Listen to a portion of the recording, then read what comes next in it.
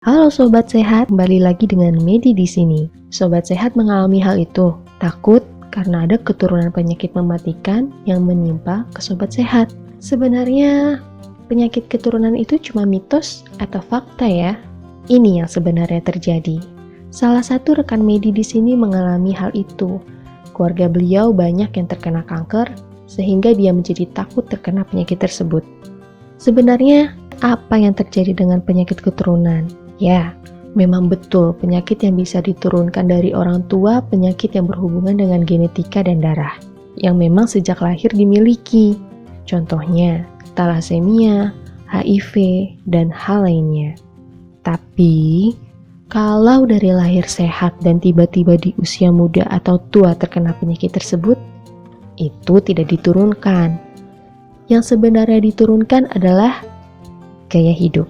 Apa yang kita lakukan, yang kita kerjakan, proses itu semua banyak kita tiru dari orang tua kita dan lingkungan kita.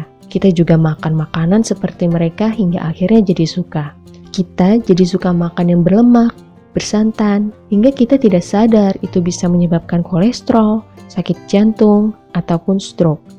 Kita jadi suka makan yang manis, penuh gula, hingga kita tidak sadar itu bisa menyebabkan penyakit diabetes.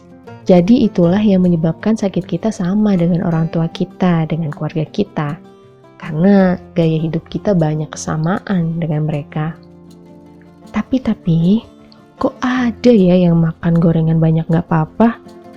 Aku makan gorengan dikit aja pusing. Ini pasti keturunan. Eits, tunggu dulu. Mungkin itu yang hanya terlihat dari perspektif Sobat Sehat. Sebenarnya bisa jadi Sobat Sehat dari dulu makan gorengan, baru terjadi sakitnya sekarang. Masih nggak merasa ada hal rahasia yang sebenarnya diturunkan dari keluarga? Ya, betul. Emosi kita diturunkan dari keluarga kita secara tidak sadar.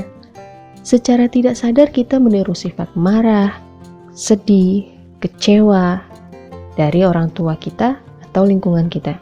Semua orang tua, Medi yakin pasti niatnya baik untuk anaknya.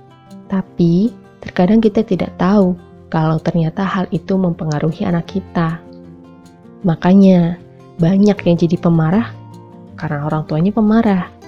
Insecure, ya karena orang tuanya juga sering insecure.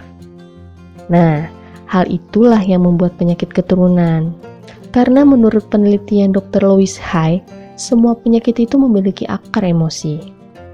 Contoh, ketika seseorang memiliki penyakit MAH, bisa jadi mereka memiliki akar emosi rasa takut, cemas, dan perasaan tidak puas pada diri sendiri. Penyakit fisik memang tidak selalu diakibatkan masalah emosi, namun hampir 90% akibat emosi. Itulah mengapa di rumah terapi medical hacking, kita tidak hanya melakukan terapi untuk fisiknya saja, tapi kita ada juga terapi emosi yang kita sebut dengan healing. Karena kita semua mau pasien yang datang ke medical hacking sembuh sepenuhnya. Itu dia tadi penjelasan mengenai penyakit keturunan. Dan ternyata fakta yang sebenarnya terjadi adalah gaya hidup ya. Oke sahabat Medi, jangan lupa cek caption di bawah video ini ya. Sampai jumpa lagi di info sehat bersama Medi selanjutnya. Medi pamit, sehat selalu sahabat Medi. Mau sehat, ingat Medi ya.